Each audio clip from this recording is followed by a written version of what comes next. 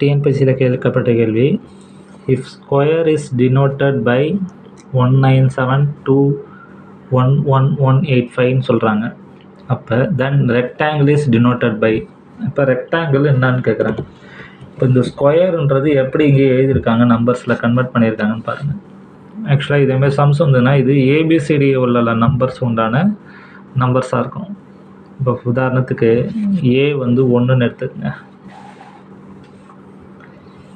ஏ வந்து 1, பி வந்து 2, சி வந்து 3, இதேமாரி எழுதிட்டே போங்க. டி, இ வந்து 5, ஐ, ஜே, கே, எல், எம், என் 6, 7, 8, 9, 10, 11, 12, 13, 14, P, Q, R, S, T, U, V, W, X, Y, Z 15, 16, 17, 18, 19, 20, 21, 22, 23, 24, 25, 26.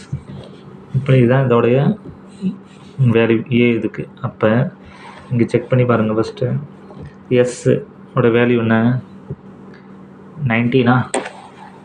எஸ்ஸோட value 19, அதுதான் இங்கே மென்ஷன் பண்ணியிருக்காங்க. திரும்ப கியூவோட வேல்யூ என்ன, 17. கியூவோட வேல்யூ என்ன, 17, அதுதான் இங்கே மென்ஷன் பண்ணியிருக்காங்க. ஸோ இந்த லெட்டர்ஸில் இருக்கிறது எல்லாமே ஏபிசிடிக்கு உண்டான எத்தனாவது எழுத்தில் வருதுன்றது செக் பண்ணுறது தான். அப்போ ரெக்டாங்கிள் என்றதை நீங்கள் அதே ஃபார்மேட்லேயே செக் பண்ணி பாருங்கள். உதாரணத்துக்கு ஆர்ன்றது இங்கே வந்து எத்தனாவது வருது, நம்பர் 18ல் வருது. ஆர்ன்றது 18. அப்போ ஃபஸ்ட்டு 18 போட்டுக்கோங்க. அடுத்தது என்றது 5, என்றது 5, அப்போ நம்பர் 5. அடுத்தது என்ன இருக்குங்க, சின்றது நம்பர் 3, டி என்றது 20, ஏ என்றது 1,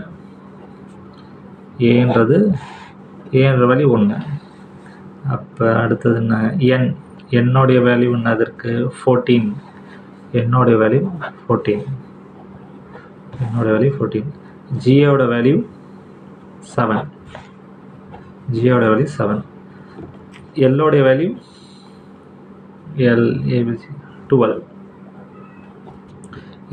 12. அடுத்தது ஈயோட வேல்யூ 5. அப்போ இதுதான் ஆன்சர். இந்த நம்பர் எங்கே இருக்குது பாருங்கள், ஆப்ஷனில்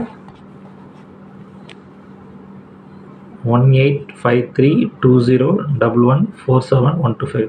answer C is the right answer.